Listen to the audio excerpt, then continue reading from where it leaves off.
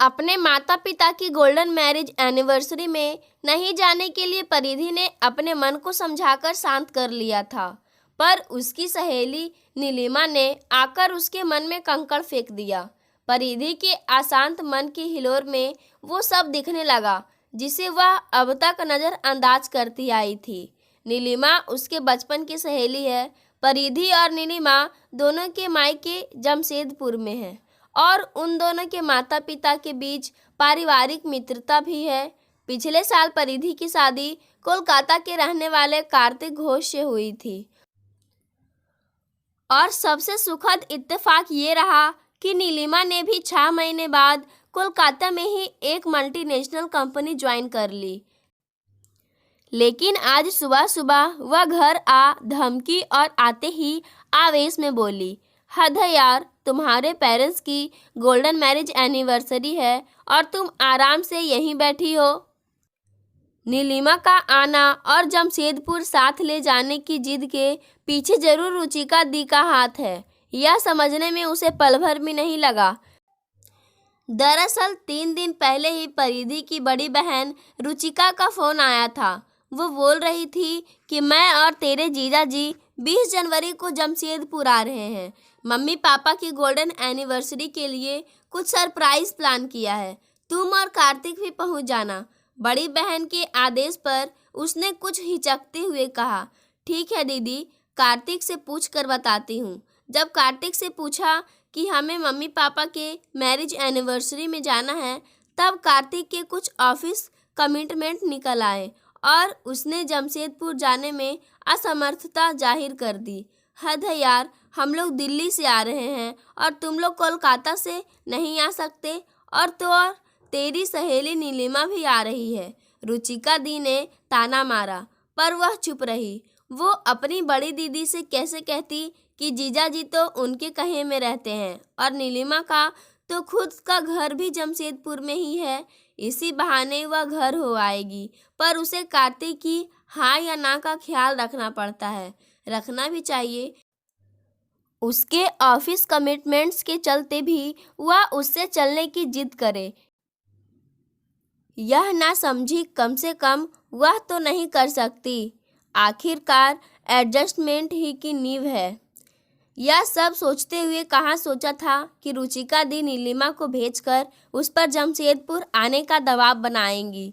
नीलिमा तो है ही हटी, आते ही फरमान सुना दिया, कुछ मत सोच, बस तैयार हो जा। मैंने रुचिका दी से वादा किया है कि तुझे लेकर ही आऊँगी। अरे क्यों किया मुझ पर मुसीबत लादने वाला वादा?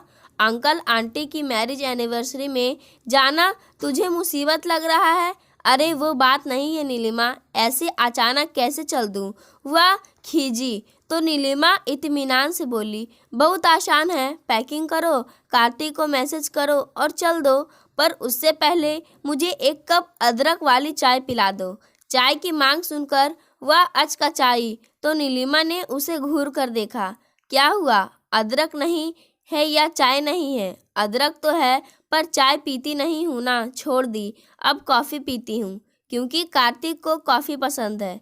नीलिमा ने अधूरी पंक्ति पूरी करते हुए बैठक पर नज़रें घुमाई और दूसरा सवाल दाग दिया, तूने डेकोर चेंज किया है क्या?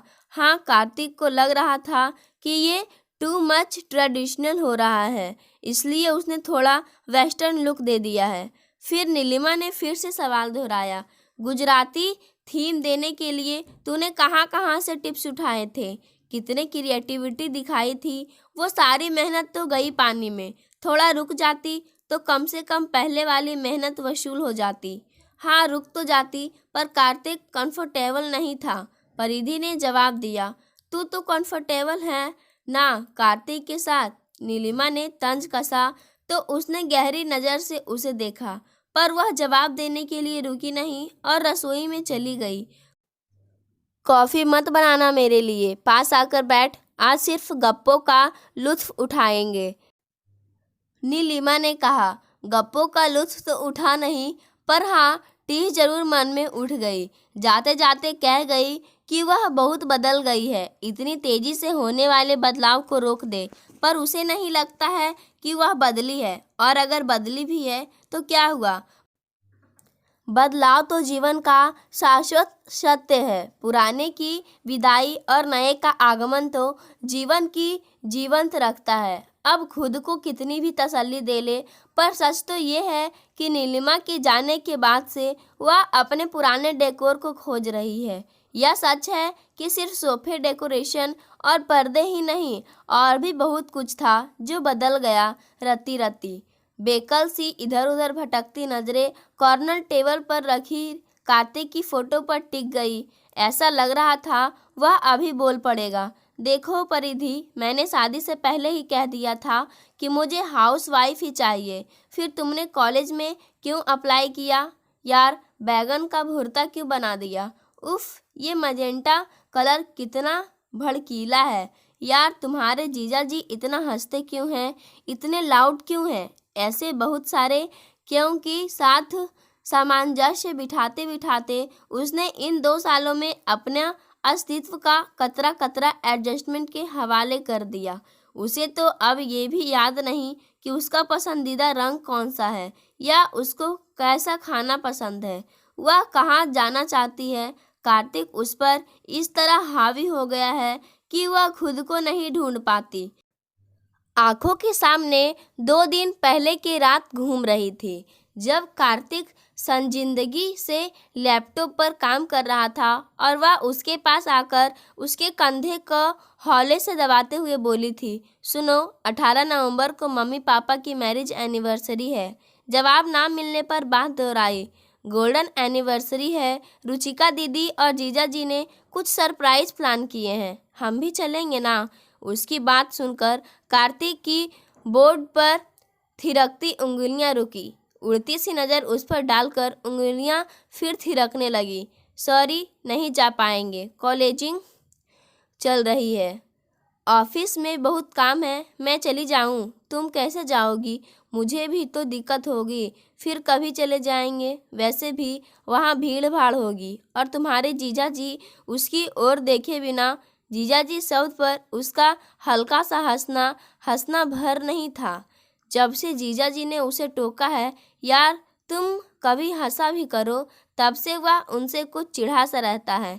कार्तिक और अनिल जीजाजी में कितना फ़र्क है। जहां अनिल जीजाजी रौनक लगाए रहते हैं, वहीं कार्तिक की उपस्थिति में सब असहज और औपचारिक हो जाते हैं। परिधि, तुम बस कार्तिक का ध्यान रखना। तुम इधर बैठकर गप्पे मत मारो, कार्तिक को देख लिया करो। किसी चीज़ की ज़रूरत तो नहीं, कुछ चाहिए तो नहीं? आतंकित भाव से कहने वाली मम्मी जब अनिल जीजाजी को घर की जिम्मेदारी सौंपती हैं तो उसका मन टिस उठता है। सिक्के का दूसरा पहलू यह भी है कि कार्तिक से पहली बार मिलने वाला आगंतुक उसके व्यवहार से प्रभावित हुए बिना नहीं रह पाता है। वह भी तो उसके गंभीर और शिष्ट व्यवहार से बेहद प्रभावित हुई थी। तब शायद जानती नहीं थी कि गंभीर और शालीन व्यक्ति संवेदनशील हो, ये जरूरी नहीं है। और जब ये दर्शन समझ में आया तब देर हो चुकी थी। कार्तिक जब पहली बार उसे देखने आया था तब मम्मी और रुचिका दी ने उसके सत्कार में डाइनिंग टेबल व्यंजनों से भर दिया था। खाना खाने सब लोग बैठे ही थे कि उसी समय कार्तिक का मोबाइल बजा। एक्सक्यूज़ मी कहकर वह देर तक फ़ोन पर बात करता रहा। सब इस इंतज़ार में थे कि वह फ़ोन रखे और सब खाना खाएं। खुद को महत्वपूर्ण जताने का उसका ये सोचा समझा इरादा नहीं था, पर मम्मी पापा समझ गए उसके आत्म केंद्रित आत्ममुग्ध व्यक्तित्व को। पर उसे तो सिर्फ कार्तिक दिखाई दिया। कार्तिक के एक्सक्यूज मी, सॉरी जैसे शिष्टाचार और काम के प्रति समर्पण के मिले जुले प्रभाव ने उस पर जादू सा कर दिया। अब उस जादू का तिलस्म तो बनाए रखना ही था। वो अलग बात है कि मम्मी पापा रुचिका दी पर तिलस्म प्रभाव ना डालते थे, वह इस बात को जाहिर ना करते। पर नीलिमा का क्या? उसने तो आज ही बातों से बातें निकाल कर मुँह पर कह दिया, मैंने ऑब्जर्व किया है तेरा कार्तिक बहुत सेल्फ सेंटर्ड और डोमिनेटिंग है। अब उसका स्वभाव ही ऐसा है तो है, थोड़ा उसको बदल। पता नहीं क्यों मुझे ऐसा लगता है जैसे उसके साथ तेरा एफर्टलेस रिलेशनशिप नहीं है। याद है जब रुचिका जीजी वाले जीजा जी आए थे तब कैसे हम सब मजमा लगा कर रखते थे, वो भी हंसी मजाक करते नहीं थकते। और वहीं जब कार्तिक घर में आया था तो एक अजीब सा सन्नाटा पसरा था। मुझे तो अंकल आंटी पर दामादी सत्कार की तलवार हमेशा ही लटकी दिखाई दी। पता नहीं कब कार्तिक बाबू बुरा मान जाएं। ऐसा कुछ नहीं है, उसका चेहरा ही ऐसा है। तो किसी हंसते हुए चेहरे से शादी करती ना। बेशाख्ता नीलिमा के मुंह से निकला तो उसका चेहरा स्याह हो गया और मस्तिष्क पटल पर ललित का चेहरा उभर आया। कार्तिक से मिलने के कुछ दिन बाद वह रिश्ते के लिए उससे भी मिली थी। ललित जब आया तो उसके सरल सहज व्यवहार पर मम्मी पापा रीझ गए। चाय नाश्ते के बीच हो रही बातचीत के बीच उसने अपना मोबाइल साइलेंट पर रख दिया। इन बारीकियों को नोटिस करने की अनुभवी नज़र उसके मम्मी पापा में थी, पर उसकी नज़र में सीधा साधा सांवला दुबला पतला मुस्कुराती आंखों वाला ललित नहीं चढ़ पाया था। इंदौर वाली जीजी ने कहा है, लड़का अच्छा है, आंख मूंद कर रिश्ता कर लो। मम्मी ने हर तरह से उसे आश्वस्त किया, पर उसकी आंखों में जैसे सजीले राजकुमार की छवि बसी थी। वो तो बस कार्तिक से ही मेल खाता था। अच्छा पद, लग्जरी गाड़ी, बढ़िया फ्लैट के मालिक कार्तिक के आगे तो ललित कुछ भी नहीं। बावजूद इसके वह मम्मी पापा को पसंद आया, यह बात उसे खींचा जाती। शादी ब्याह बराबर वालों के साथ ही निभती है। कार्तिक के परिवार का स्टेटस हमसे कहीं ऊंचा है, मम्मी ने कहा तो वह बोली थी, ये सब पुरानी धारणा है। लोग अपनी बेटियों के लिए राजकुमार जैसे वर की अभिलाषा रखते हैं। राजकुमार घर के द्वार पर खड़ा है और आप कहती हो उस भिस्ती से शादी कर लो। उसकी हंसी हंसी में कई बात में छिपा उसका इशारा समझ मम्मी पापा मौन हो गए और वह कार्तिक की हो गई। मोबाइल पर आए मैसेज की आवाज़ से विचारों की बनती बिगड़ती कड़ियाँ टूट गई। नीलिमा का मैसेज था, अपना टिकट बुक करवा रही तू? एक बार और सोच ले, अंकल आंटी खुश हो जाएंगे। 2 पल नहीं लगे उसे मैसेज करने में। सोच लिया, पैकिंग कर लेती हूँ, मुझे भी पिक करना है। बदले में अंगूठे वाली इमोजी उभरी और दूसरे पल जमशेदपुर वाली बस का ऑनलाइन टिकट का स्क्रीनशॉट उभरा। घड़ी की ओर नज़र डाली तो देखा 10:30 बज रहे थे। 2 घंटे बाद निकलना था। इतना बड़ा निर्णय बड़ा झटका देगा कार्तिक को। क्या कहेगा वह, क्या करेगा वह? उस पर नाराज होगा, उसके इस कदम से स्तब्ध हो जाएगा, बोलचाल बंद कर देगा, उसे ताने देगा, अगली बार उससे बिना पूछे ऐसा कदम ना उठाने की चेतावनी देगा। कुछ तो जरूर ही करेगा। अब जो भी हो, नीलिमा की यह बात भी संभल देती रही। उसे रिएक्ट करने का मौका तो दे। तू तो वो मम्मी है जो अपने बच्चों को रोने ही नहीं देती। कभी कभी रोना सेहत के लिए अच्छा होता है। कार्तिक रूठे तो मना लेना, रूठने मनाने से दाम्पत्य में आई एकरसता टूटती है। शंका आशंकाएं पर धकेल उसने मोबाइल पर भेजा स्क्रीनशॉट देखा और गहरी सांस ली। फिर नीलिमा की बात को दोहराया, धूप और बरसात से बचने के लिए समझौतों को सिर की छत बनाना सही नहीं। बनाना ही है तो समझौतों को छाता बना लेना चाहिए। छाते के भीतर थोड़ी बहुत धूप या बरसात की बूंदें तन को छू भी गई तो क्या। समझौतों को छाता बनाने वाले प्रयोग के लिए परिधि ने खुद को तैयार किया और कार्तिक को धड़कते दिल से फ़ोन लगाया, पर उसने फ़ोन नहीं उठाया।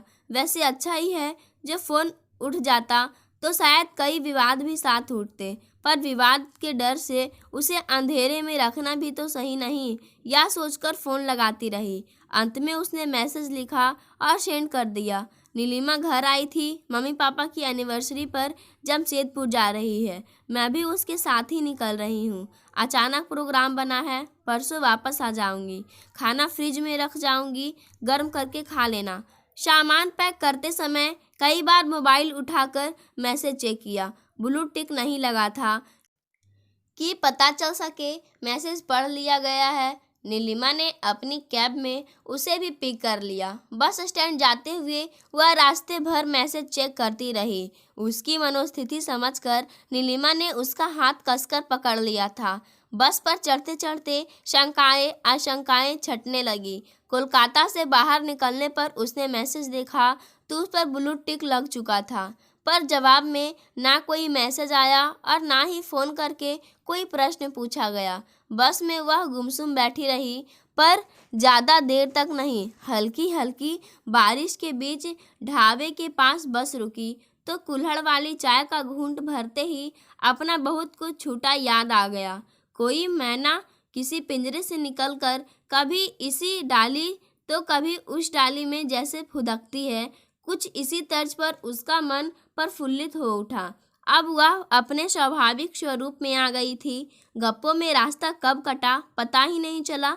घर आई तो मम्मी पापा, रुचिका दीदी और जीजा जी उसे देखकर बहुत खुश थे। जीजा जी की सीक्रेट तैयारी से मम्मी पापा अब तक वाकिफ हो गए थे। नज़दीकी परिचितों के साथ मैरिज एनिवर्सरी की वह शाम यादगार बन गई थी। कार्तिक ऑफिस की क्लोजिंग में बिजी है, इसलिए उसने कहा तुम चली जाओ, मैं बाद में आ जाऊंगा। ये झूठ इतनी बार कहना पड़ा कि वह सच लगने लगा था। देर रात नीलिमा अपने घर चली गई थी। दूसरे दिन शाम को रुचिका दीदी और जीजा जी को वापस दिल्ली जाना था। पापा के साथ वहाँ उन्हें छोड़ने गई। घर वापस आई तो कार्तिक को देखकर हैरान रह गई। ऑफिस का काम काफ़ी हद तक निपट गया तो चला आया, वह सहजता से बोला था, पर परिधि उस ओढ़ी हुई सहजता से आश्वस्त नहीं थी। बढ़ी हुई धड़कनों के साथ कार्तिक के चेहरे और हाव भाव को पढ़ने का प्रयास करती रही, पर गंभीर चेहरे पर हमेशा की तरह कोई विशेष भाव नहीं थे। चलो अब सब खाना खा लो, कार्तिक भी थका है, कहकर मम्मी खाना लगाने लगी। मम्मी पापा कार्तिक को अचानक आया देख बड़े खुश लग रहे थे, पर वो आशंकित थी। मम्मी के चेहरे को देखकर नहीं लग रहा था कि कार्तिक ने उन्हें कुछ बताया है। वैसे बताने जैसा था भी क्या? कार्तिक के पास वक्त नहीं था तो वह अकेले मायके चली आई। उसने मन को समझाया, पर ना जाने क्यों उसका मन उसके आश्वासन के बाद भी आश्वस्त नहीं हो रहा था। कार्तिक की नाराजगी के बाबत संभावित संवादों को मन ही मन गुनती बुनती शंकाओं की उमड़न घुमड़न लिए रात को परिधि कमरे में गई और चुपचाप बेड के एक किनारे में बैठ गई। कार्तिक कुछ देर उसके चेहरे को ताकता रहा और फिर क्या हुआ, कुछ कहोगी नहीं, कहते हुए धीरे से उसका हाथ पकड़ लिया तो वह किसी तरह बोली, अचानक आ गए, मैसेज ही दे देते। मम्मी से क्या कहा? वही जो कहना चाहिए था। क्या? यही कि ऑफिस का काम था, सो नहीं आ पाया। आज काम निपट गया तो आ गया। मुझे फ़ोन नहीं किया, मैसेज ही दे देते। तुमने सरप्राइज़ दिया तो सोचा मैं भी दे दूं। उसकी बात सुनकर परिधि की आंखों में नमी उतर आई। किसी तरह खरखराते गले से पूछा, नाराज हो? हाँ था तो। तुम्हारा मैसेज पढ़कर गुस्सा भी आया और दुख भी हुआ। गुस्सा और दुख कम हुआ तो डर ने मन में जगह बना ली कि कहीं ये हमारे रिलेशनशिप के बिखराव की शुरुआत तो नहीं। परिधि अमर बेल से उससे लिपट गई। आंखों से अपराध बोध में घुला मिला गुस्सा बहने लगा तो बड़ी मुश्किल से बस इतना बोल पाई, अकेले आना नहीं चाहती थी पर तुमने मजबूर कर दिया। हिचकियां जब बंद हुई तो वह उसकी चिबुक उठाते हुए बोला, तुम्हारा मैसेज देखने के बाद कई तरह के नेगेटिव ख्याल आए, पर उन ख्यालों पर एक पॉजिटिव ख्याल भारी पड़ा कि घर तुम्हारे बगैर बिल्कुल भी अच्छा नहीं लगता है। जाने अनजाने तुम मेरे व्यवहार से जरूर आहत हुई हो। मेरी क्रिया की प्रतिक्रिया है तुम्हारे यहाँ इस तरह आना, इतना तो मैं समझ चुका हूँ। कार्तिक ने बाहों में कस लिया। उस रात की झमाझम बारिश में दोनों तरफ से भावनाओं का ज्वार बहा। बहुत कुछ सुना सुनाया और समझा गया। उस रात की सुबह बहुत सुंदर थी। सुबह सुबह उसने चाय की चुस्कियाँ लेते हुए नीलिमा को मैसेज किया, कार्तिक आया है, मौसम कैसा है? उसने पूछा। बिल्कुल साफ, इंद्रधनुष भी निकला है। परिधि ने कार्तिक को नज़र भर देखते हुए उसे जवाब सेंड किया। कार्तिक पापा के साथ बैठा किसी बात पर हंस रहा था। हालांकि उसकी हंसी पापा जैसी उन्मुक्त तो नहीं थी, पर जितनी भी थी एक सुखद बदलाव के लिए पर्याप्त थी। पाठकों, परिधि ने कार्तिक के मना करने के बावजूद अपनी सहेली के साथ मायके आकर एकदम सही किया, क्योंकि वो शादी करके ससुराल गई थी, ना कि किसी जुर्म में जेल। आपकी इस कहानी के प्रति क्या राय है, हमें ज़रूर बताएं। धन्यवाद।